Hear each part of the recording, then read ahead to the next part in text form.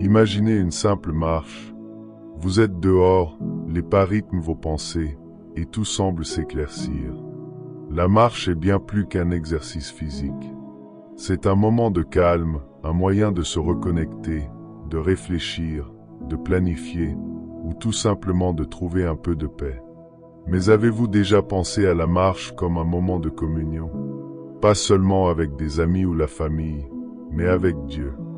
Enoch et Noé, ces hommes de foi mentionnés dans Genèse le chapitre 5 verset 24 et le chapitre 6 verset 9, ont littéralement marché avec Dieu.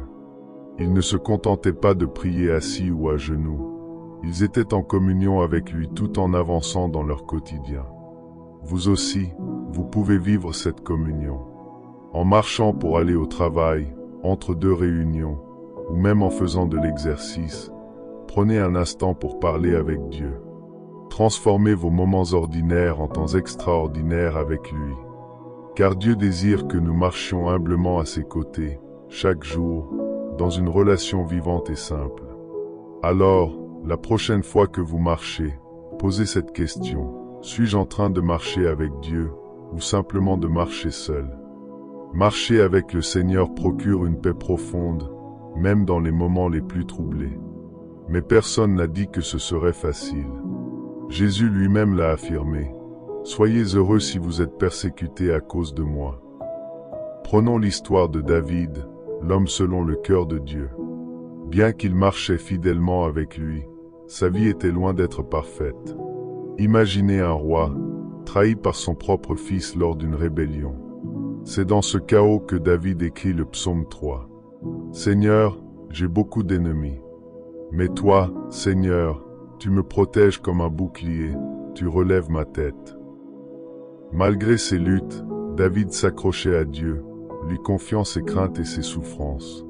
Et Dieu relevait toujours sa tête, lui rappelant de ne pas se laisser abattre.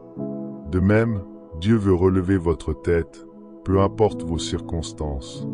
Ne laissez pas vos regrets, vos problèmes ou vos échecs vous submerger. Levez les yeux vers lui. Marchez avec confiance, car votre aide vient d'en haut. David l'a dit avec foi, « Je me couche et je dors, à mon réveil, le Seigneur vient m'aider. » Malgré les vagues houleuses de la vie, une paix profonde l'enveloppait. Cette même paix, Dieu veut la déposer en vous aujourd'hui. Mais marcher avec Dieu, ce n'est pas seulement trouver la paix dans les moments difficiles. C'est aussi apprendre à marcher au rythme de l'Esprit Saint, à laisser sa présence transformer et guider chaque décision, chaque aspect de votre vie. Regardons ensemble comment cela est illustré dans la vie de Jésus. Imaginez la scène, Jésus entre dans l'eau, Jean le Baptiste hésite, presque incrédule, mais Jésus insiste. Accepte cela pour le moment. Oui, c'est ainsi que nous devons faire tout ce que Dieu demande. Alors qu'il ressort de l'eau, une colombe descend sur lui, symbole de la paix et de la puissance de l'Esprit Saint. Une voix retentit du ciel. « Celui-ci est mon Fils, que j'aime, en qui j'ai mis toute ma joie. » En cet instant, nous voyons ce que signifie marcher pleinement dans l'Esprit. Vous aussi, vous êtes appelés à vivre cette expérience. L'Esprit Saint vous régénère, comme un feu purifiant, pour transformer vos faiblesses en force. Il vous apporte une paix profonde, même au milieu des défis. Il vous assure que vous êtes un enfant bien-aimé de Dieu, adopté dans sa famille. Et surtout, il vous rappelle que Dieu prend plaisir en vous. Oui, en vous, avec vos imperfections et vos luttes. Imaginez cela un instant, le Créateur de l'univers regardant votre vie avec joie. Marcher avec l'Esprit de Dieu, c'est l'intégrer dans vos décisions quotidiennes, dans vos prières et même dans vos moments de silence. Parlez-lui, demandez-lui de vous guider, de vous remplir de cette paix et de cet amour dont seul Dieu est capable. Après avoir vu comment marcher avec l'Esprit Saint peut transformer notre vie quotidienne, regardons maintenant ce que signifie marcher en relation directe avec Dieu. Ce n'est pas seulement une question de suivre des règles ou d'adopter un mode de vie, mais de cultiver une connexion profonde et intime avec lui. Découvrons ensemble ce que cela implique à travers l'histoire d'Enoch et de Noé. Marcher en relation avec Dieu, c'est vivre chaque jour avec une connexion profonde à lui, en reconnaissant que nous sommes le couronnement de sa création. Dans Genèse, il est écrit, « Le jour où Dieu créa l'homme, il le fit à sa ressemblance, il les bénit. » Genèse 5, 1-2. Mais, hélas, la race humaine s'est égarée. Le mal a envahi les pensées et les cœurs, au point que Dieu, rempli de tristesse, a vu sa création se détourner de lui. Le mal commence dans nos pensées, nos attitudes, nos motivations. Mais même au milieu de cette corruption, il est possible d'être différent et de marcher avec Dieu. Regardons deux exemples puissants, Enoch et Noé. Enoch, après la naissance de son fils Mathusalem, a marché fidèlement avec Dieu toute sa vie. Imaginez un instant ce qui peut transformer un homme au point qu'il décide de dédier chaque pas de sa vie à Dieu. Peut-être avez-vous connu un moment marquant, comme la naissance d'un enfant ou un événement qui vous a changé. Mon ami, par exemple, est devenu chrétien en voyant son premier enfant naître. Pour Enoch, ce fut un tournant décisif, et il marcha avec Dieu, jusqu'à ce que Dieu l'enlève auprès de lui.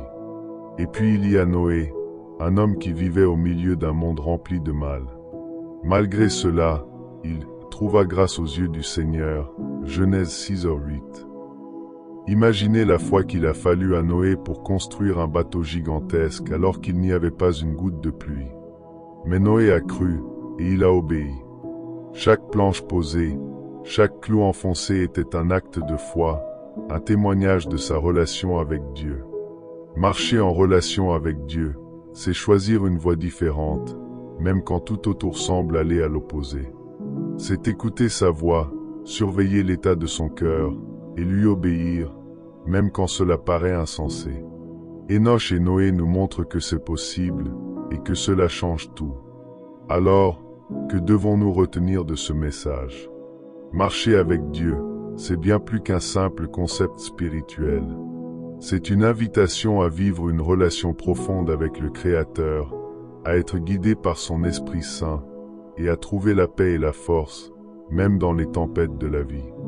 David nous rappelle que marcher avec Dieu apporte la paix, même lorsque tout semble s'écrouler. Jésus, lors de son baptême, nous montre la puissance d'être guidé par l'Esprit. Et Enoch et Noé nous inspirent à vivre dans une relation intime avec Dieu, malgré un monde qui s'éloigne de ses voies. Ces exemples nous appellent à faire un choix. Alors allons-nous marcher seuls ou marcher avec Dieu cette année? Prions ensemble un instant avant de nous quitter. Seigneur Tout-Puissant, je viens humblement devant toi aujourd'hui. En écoutant ce message, je réalise combien j'ai besoin de toi. Pardonne-moi, Seigneur, pour les moments où j'ai marché loin de toi, pour les pensées, les actions et les décisions qui n'étaient pas alignées avec ta volonté. Seigneur, je me repens de tout ce qui t'a attristé dans ma vie. Purifie mon cœur, renouvelle mon esprit, et guide-moi sur ton chemin. Je veux marcher avec toi chaque jour, être conduit par ton esprit, et vivre dans une relation profonde avec toi. Je décide aujourd'hui de te faire confiance entièrement, de te suivre fidèlement, et de chercher ta présence en toutes choses. Merci pour ton amour, pour ta grâce infinie, et pour cette nouvelle année qui s'ouvre devant moi comme une opportunité de marcher à tes côtés. Seigneur, je dépose mes peurs, mes fardeaux et mes projets entre tes mains. Remplis-moi de ta paix, de ton esprit, et donne-moi la force de vivre une vie qui t'honore. Je déclare que cette année, je marche avec toi, Seigneur. Je te fais confiance pour me guider, me transformer et me bénir. Au nom puissant de Jésus-Christ, je prie. Merci d'avoir pris le temps d'écouter ce message.